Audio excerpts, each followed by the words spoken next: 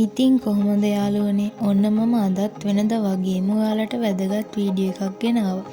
අද මම මේ වීඩියෝ එකෙන් ගෙනාවේ මාස 10 ඉඳලා බබාලට දෙන්න පුළුවන් ඉතාමත් පෝෂණ ගුණයෙන් පිරි රසවත් ආහාර වේලක් ගැන. මේ කෑම එක අපිට ඉතාමත් කෙටි වෙලාවකින් හදාගන්න පුළුවන්. මේක අපිට බබාලට දවසේ ඕනෑම වේලකට ප්‍රධාන වේලක් වශයෙන් අපිට දෙන්න පුළුවන්. ඉතින් වැඩි කතා නැතුව අපි බලමු මේක කොහොමද හදන්නේ කියලා. මේ කෑම එක හදන්න අපිට ප්‍රධාන වශයෙන් ඕන වෙන්නේ අල. අල කියන්නේ ඉතින් බබාලගේ බර කොහොමත් වැඩි කරන ආහාරයක්නේ. සාමාන්‍යයෙන් ලොකු ප්‍රමාණයේ අල ගෙඩියක් අරන් හොඳට සුද්ධ කරලා හොදලා හීනියට කපා ගන්න. දැන් වළඳක් ලිපේ තියාගන්න. ඊට පස්සේ ඒකට පොල් තෙල් දාන්න. මම නම් මේ පොල් තෙල් ගෙදර හදාගත්තේ බබාටමයි. ඔයාලට පුළුවන් මේකට පොල් තෙල් වෙනුවට බටර් උනත් පාවිච්චි කරන්න. තෙල් ටික රත් වුණායින් පස්සේ අලපෙති ටික එකතු කරගන්න. ඊට පස්සේ විනාඩියක් දෙකක් අඩු ගින්දරේ අලපෙති ටික තෙල් එකේ බැදෙන්න හරින්න. එතකොට මේ කෑම එක ගොඩක් රසවත් වෙනවා. අවුරුද්දට වැඩි බබෙක් නම් ඉන්නේ මේකට ගම්මිරිස් චුට්ටක් සහ ලුණු ටිකක් එකතු කරගන්න පුළුවන්.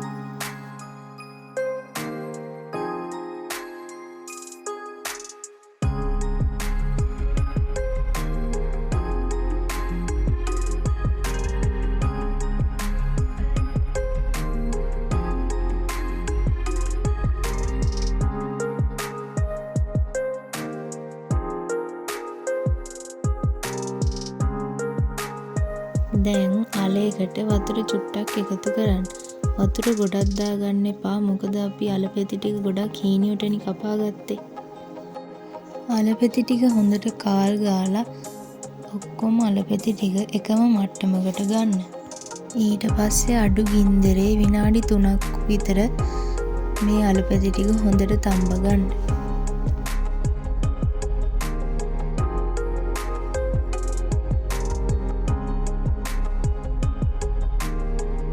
දැන් උක්කු පොල් කිරි ටිකකට බිත්තරයක් කඩලා දාගන්න. ඔයාලගේ බබාලා බිත්තර තම්බලා කන්න නැත්තම් මේ විදිහට දීලා බලන්න.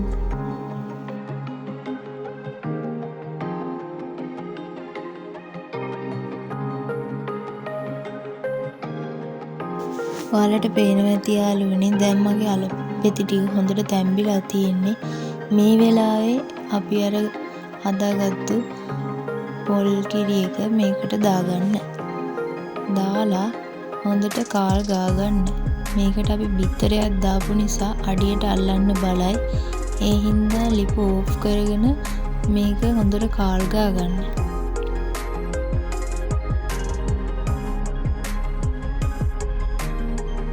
ඔන්න මගේ කෑම එක නම් දැන් හරි.